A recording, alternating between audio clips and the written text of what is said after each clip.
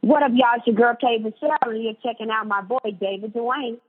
What's going on, everybody? Thank you for tuning back into On Air with the one and only rock star and my David Duane in the place today. And right here and right now, we've got our girl, Kay Michelle, a.k.a. Kimberly, joined with us. And guess what, guys? She's getting ready to drop her brand new 5th album, All Monsters Are Human, coming out January 31st. Make sure you guys download, stream, and get yourself a physical copy. And guess what? Not only does Kay have the brand new album, she also has her brand new, amazing lifestyle brand, Sarah Austin, that drops this spring. And she'll also be talking about all things Kay Michelle, from Jack Daniels to Puff and Petals to her new upcoming Lifetime show. What's going on, Kay? Thank you. So you got to hear the album. You like it? Listen, I love it. Can I tell you that I'm so glad that I Really Don't Like You and Where Do All the Lovers Go made the track listing? Because if it, y'all girl, was gonna curse me out if you didn't. So let's really talk about the emotions behind I Really Don't Like You, because I feel like there is a woman that a man can really relate to that, have gone through the trials and tribulations of relationships and just really feeling like, hey, I really don't like you right now, and I'm really tired of the shit that you're doing. How would you say that you were able to take your own personal experiences and translate it to that record? Oh, it's just easy. Like, we all go through that. Like, you can love somebody and not like them at the moment, or they're scared of losing the other person. So I'll just say it for them. Right. And I think that's the one thing that Rebels have definitely been able to appreciate with your album, especially over this last decade. I mean, Jack Daniels, yes. I mean, girl, that drink is slamming. I can't drink that all the time because I get a little bit get too out of control. But I really love the growth. So tell me, and I know you went through trials and tribulations, but just to get through all of what you have been through as a woman and in this business, how has that, made you feel to just really see, that happiness come? Oh, it's been a journey. Like, when you're going through it, you really don't see what you're accomplishing, because I'm so tunnel vision about it, about just like getting things right, making things perfect. That's just me. So right. I never really pay attention to what I'm doing, and people always say, you've done this, you've done that. I never pay attention until, you know what I'm saying, until like I sit back and maybe slow down a little bit, but I'm always on the go, and I never want to get complacent, and I never want to get to the point where I'm just happy with what I have. Right. I want to keep always having a fight. And as you should. I mean, that's how anybody that's in this business, or, whether it be any form of entertainment or just as a person, you got to keep fighting. You got to never be comfortable with where you're at and just say, hey, I want to do more. I really want to express myself. I really want to be a role model. And that's one thing that you definitely have done is, be a role model for young women and doing all these amazing things that you've done. Thank you. Thank you so much. That's kind of what it's about. Like, I just want them to know you ain't got to be perfect, because that's so not me. I've made my mistakes, and I've allowed people to watch my mistakes. But it's okay to be human. And humans aren't perfect. That's where the album title comes from. That's about life. So if they look at me, they're going to see my mess ups. They're going to see when I say too much, maybe when I don't say anything at all. They're just going to see me being a human just like them. Mm-hmm. And that's a very great thing that you do throughout your Instagram live, letting your fans into the recording process, writing, like you're very about your fans. And I love the fact that this title speaks true to it, because we all have a villain that is inside of us, and we're somebody's villain. Not all of us are perfect at all. And I love the art direction with the album and how you translate it with different music, with the different instrumentation. Thank you. I'm just excited. Like, I think that this album is a great, solid R&B album. I feel like in comparison to a lot of the R&B albums out, and I don't try to compare myself, but I just feel like I was able to bring back some R&B music, you know what I'm saying, that we were used to in this album, as well as bring in a new kind of, a new little edge to it as well, with some, a hit, a tad bit, a little bit of country, a little bit of pop incorporated. It's just an album of truth and honesty, like all my other albums. But this album is directly and straight for my fans, because I didn't want to leave them without a solid R&B album before going into country. So I wanted them to have a great body of R&B music to jam to while I was creating the country album for them. Exactly. And what I wanted to also touch on with, fusing the sounds, especially with like more issues with Vogue, you had songs like Make the Bed and you had Time.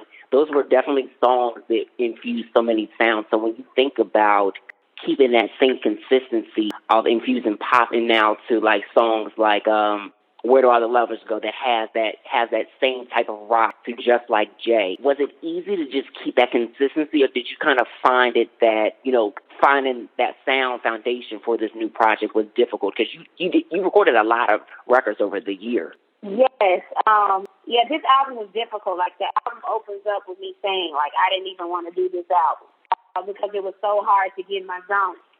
It was. Once you get out of the zone of making music and having to deal with the bullshit of people in the business, you don't want to go back to it. You want the peace and quiet. You don't want to go back to it. So that's what I was struggling with. I knew my fans needed me, but I needed myself. So that's been a struggle getting back into the swing of having to do media, dealing with the crew. Yeah, that's been a lot. Right, and I can imagine, especially from going from signed to a major label and going back to independent and really taking that full control for you. I honestly love the fact that that's where we are with R&B music, especially artists that are great, such as yourself, Luke James, Seven, are doing things like that. Just taking that control. Because just like the first mixtape, you did $1 million off of the first mixtape. So it's like taking it back to the roots and really taking control is so important as an artist, and a lot of people don't realize that. It's good to have a big machine behind you, but sometimes you got to say, listen, I got to do it my way. Yeah, it's just about the music. It's not about the machine. Exactly, and I agree. So let's talk about The Worst.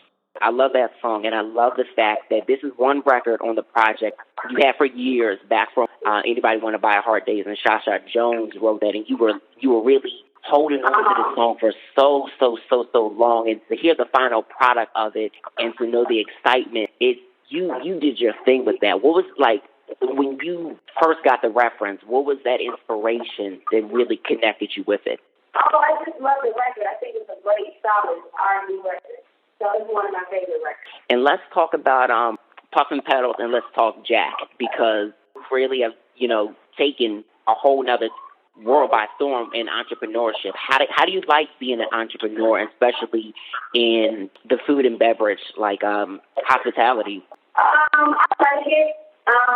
It's a lot of work. And I don't think people understand that it is just a lot of work, but I'm always looking for something else to invest in and something else to do that I love. Exactly. Yeah, I don't think a lot of people understand that. That, like you said, it's a lot of work because you gotta run the restaurant. You gotta make sure that everything is up to par, the licensing. Just like even with music, that type of stuff too. Making sure that is up to par. I think everybody sees everything on social media and they're like, oh yeah, I can do it and just do it tomorrow. But if you're not covering all ground, it's not going to be happening tomorrow. It's going to take months. Yeah, it's not as easy as people think. I think they just think that people just made it off of business like that quick. That's not how business works. No, and you've been one that has been very vocal about that. So I always appreciate the fact that you even mentioned those things. And even on your live one day, I was watching and we were talking about how R&B, there's not a lot of structure that goes into the music. People are forgetting about their bridges. They're forgetting about their ad-libs. And I hear a lot of that on this project. And you touched everything, especially with Where Do All the Lovers Go. You went back. You and Rio, you guys did the writing. And you was like, listen, let's add the chant in there. Let's make this feel R&B. Let's get some Michael Jackson inspiration in talking about real music. Thank you. That's good. I did that record really quick, wrote it really quick. I didn't know people were going to like it. I just did it on a live, so I ended up going back to finish. So that's a record that people really wanted on the album. They were fighting about it being on there. So it became one of my favorites also from the album. So I definitely had to put it on there. And I feel so much love for that record, just like I do with like Hard to Do. And I know we're talking about, All Monsters Are Human. I have that same love for those records because they're classic R&B. People can really relate to that. Oh, thank you. And every time I hear you perform Hard to Do, I'm like, yo, I'm in my fix right now. I don't want to hear nothing else. Like, that's one of my top 2 songs. That's one of my top 2 songs in life because I think your delivery has always been amazing, but it's getting so much better with, as your experience in life. Thank you so much. I do appreciate that. Yeah, I think that music a lot of times and emotions and things like that have a lot to do with what you've gone through as well. It's the music is supposed to have a feeling and an emotion. And why do you think? Go ahead. No, you're fine. So that's why you probably, hear a difference in things. It's probably what I'm going through for that day when I'm recording. That's probably the difference. Yeah, definitely. Because nowadays we don't hear that too much in music. We hear the complete opposite, and it's hard to relate to, And then like I said, you talk a lot about that. So, what is your honest thoughts on the new R&B artists that are coming up now, like Har, Justine Skye, a lot of those females, and like Luke and Seven? I mean, I know those are like your fellow peers, but like, what do you think about those type of artists that are really true to, to R&B fashion? I think that inspires, like my baby sister. I think she's great. I don't really have a lot of favorite newbies. I don't think they're that good. Yeah, that's really it. I think it's missing a lot of substance and ground. I think there's some great records. I think it's the albums overall are suffering. And R&B is supposed to be about albums, not about singles. Yeah, it's supposed to be the go-to for the real music, Mhm. It's definitely lacking, and I tell people all the time, it's like there's R&B still exists. It's just not existing in these newer artists that aren't seasoned. Yeah, it's lacking. That's really all I can say. But our artists are a bunch of new artists that I really do like, and I really just think have a long future in R&B. So I'm not saying that or taking that away from anybody. I'm just speaking on the type of art I love and how I know it to be and how I was brought up in R&B. So now let's also talk about Sarah Awesome, because everybody has been dying to know when it's coming. Is it coming this spring? Because I've been feeling like that's the vibe. Yeah, we've been really gearing up doing a lot. Like a lot of stuff. The thing about Sarah Awesome is it's not just like a little boutique or anything like that, because it's my whole life is for sale. Everything from my home stuff down to my clothing that I wear to my meetings. It's a lifestyle brand, and I see a lot of people trying to have lifestyle brands, but they don't even understand it. In order to have a lifestyle brand, people have to want your life and want things about your life, or you have to know how to make the perfect life, or how to make things better for single mothers and kids and guys and just things like that. So it's a lot that comes with this site that's about to drop. It's not just, I'm going to go get some clothes from downtown LA. I've been doing this for now like a year, just trying to find the best product like that that's my favorite type of product, like my favorite cooking utensils, from picking out plates all the way down to wallpaper. So it is a lifestyle brand that will really have the things in my life that I love, and it'll be for sale. And how much of Sarah Awesome will you say will be in the new Puff and Petals location once that's finished? A lot of it. We're having to move Puff because of the location. I wanted to put it in an area for my community that could grow, but once the women started to be fearful of the location, and once I felt like it would break my heart if one of my patrons came in and had some issues when they left it out. And so I needed it to be in a better, location. So that's why we're moving it, and I needed more space. People were standing outside. They were standing outside waiting to get in. And it gets cold and everything. I really did not think that it would have the response that it had. So I had to make it bigger. Yeah, the response to it has been, absolutely so amazing. Like you said, people actually waiting, outside for hours. That love and support that you have from your fans and just people in general, Black women, the culture, has, been amazing as the years have gone on and on and on and on and on. Because I think not only that, Kate, but I'm not sure if anybody has said this to you. My friend Brittany, she wanted me to tell you, but you're making history.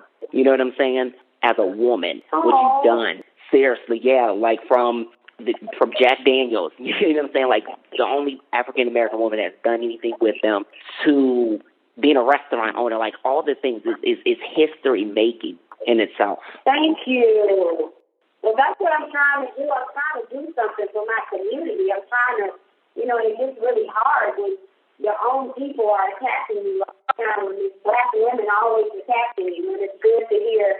I get a lot of love from my sisters, but I also get a lot of hate, and it's a difficult thing. And you're like, I'm out here fighting for you. There's no room for Instagram hate, and it's just those are all the hateful comments that I see on Instagram. Yeah, it's crazy what people say on social media, but you know what though? I see the love that you get on a regular day-to-day basis, and people just really being excited for you, even through like the surgeries and seeing the fact that you've been eating, like just checking on your well-being. I see that every single day, and I'm like, this is amazing that people love you for who you are. The type of respect and love that I get is something that I will never take for granted, like ever.